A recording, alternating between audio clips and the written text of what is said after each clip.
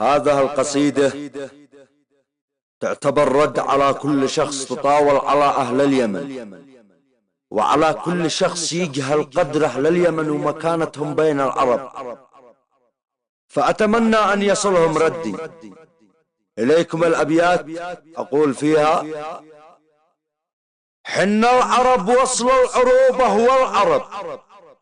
حن العرب وصل العروبة هو العرب، كل العرب تعلن إلينا الانتساب، واحنا بني الأنصار ضي عنا انكذب، في سنة العدنان في أشرف كتاب، واحنا أهل الجد والكرم منا نشب،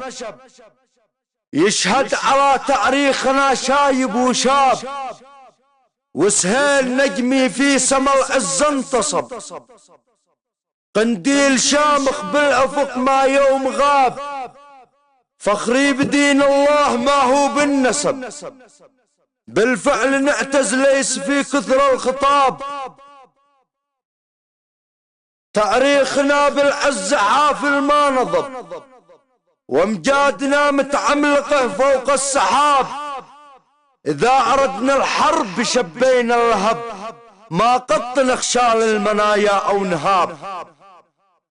إذا أردنا الحرب شبينا اللهب، ما قط نخشى للمنايا أو نهاب،